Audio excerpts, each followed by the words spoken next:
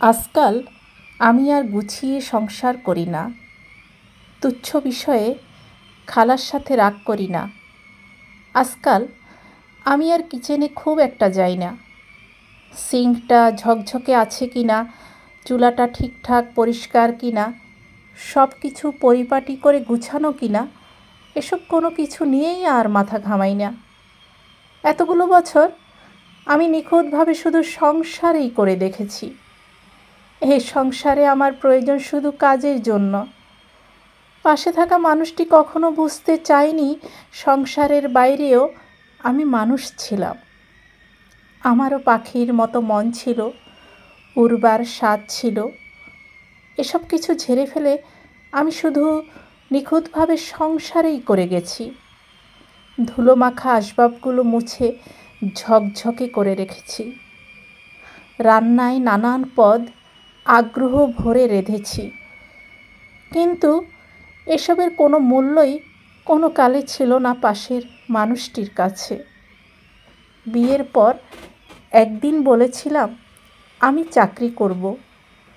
সে মেজাজ করে বলেছিল, চাকরির কী দরকার, গুছিয়ে সংসার করো। তারপর থেকে আমি সংসারটাই করে গেছি মন দিয়ে, আর নিজের ভেতর একটু একটু করে মরে গিয়েছি।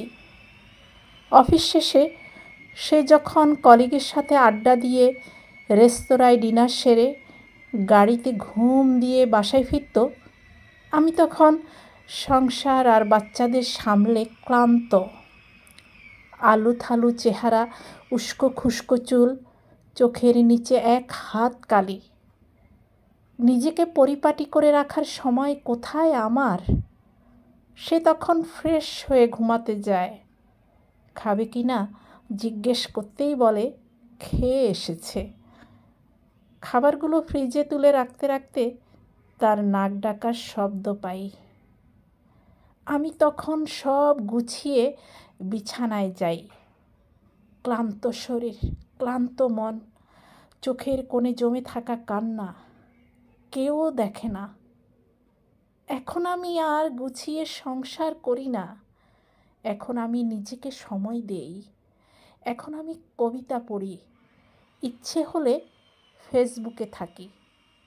এখন আমি যেভাবে খুশি সময় কাটাই, কারণ আমি বুঝে গেছি এ সংসারে আমাকে দেখার কেউ নেই, আমাকে নিয়ে ভাবার কেউ নেই আমাকে ছাড়া। এখন আমি আর গুছিয়ে সংসার করি না তাই।